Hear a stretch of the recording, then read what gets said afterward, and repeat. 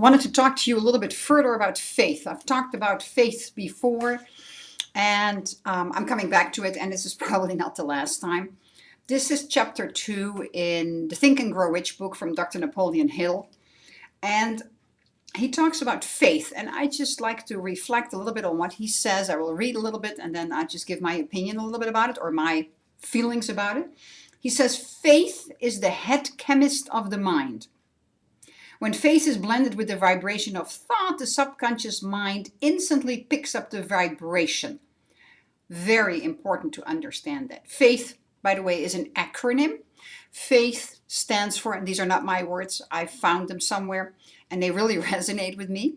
Faith stands for finding answers in the heart. Faith, finding answers in the heart. The heart, you learn something by heart. Well, how does that work? You learn it in your head, right?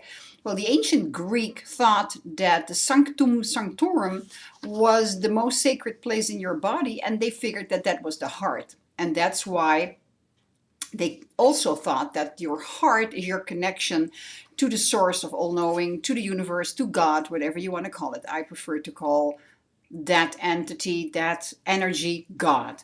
So finding answers in the heart is basically tapping into your connection with God and really learn to listen. And here's the thing.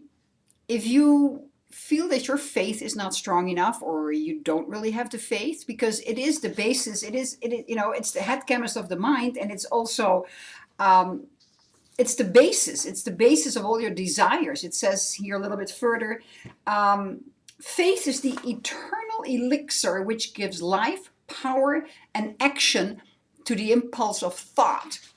So if you do not have a really well-developed faith, you can develop it, because faith is a state of mind which may be created by affirming or repeating instructions to the subconscious mind through the principle of autosuggestion, which is something I will come back on later in another video, because that's further in the book, autosuggestion. So it's repeating over and over again.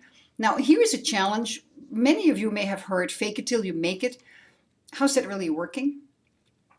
If you just do fake it till you make it, it may not always have the right effect, because it's got to come from the core of your being. You see, you've got, if there's something that you desire, your dreams, whatever it is, you've got to be in an emotional state whereby you already feel that you have it, that you have accomplished it, that you have it in your possession.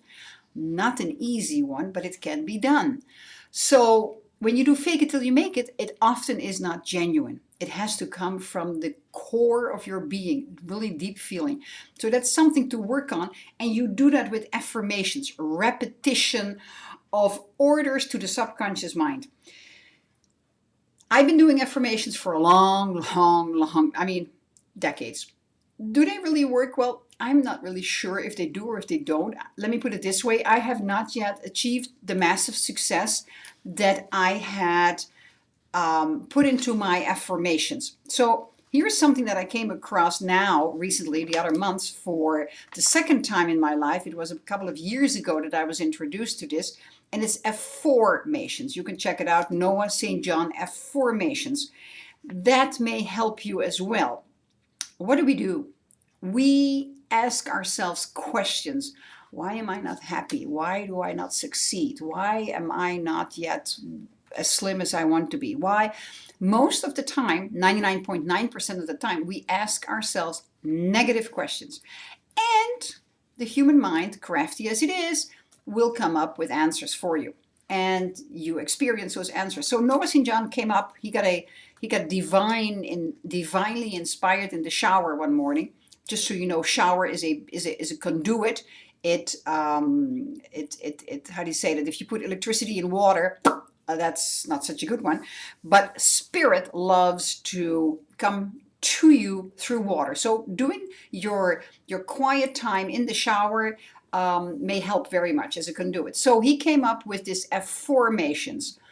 And you may want to read up on it, but it's asking yourself positive questions. Why is it so easy for me to earn $5,000 a month?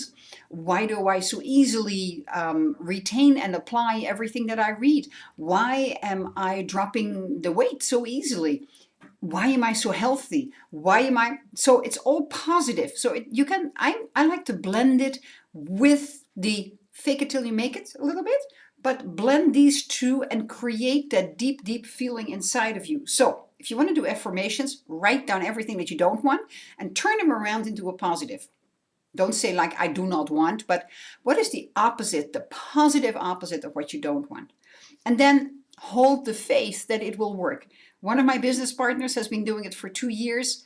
He came from nowhere and debt, pretty heavy debt, and he is now earning approximately $40,000 a month. So if he can do it, I can do it.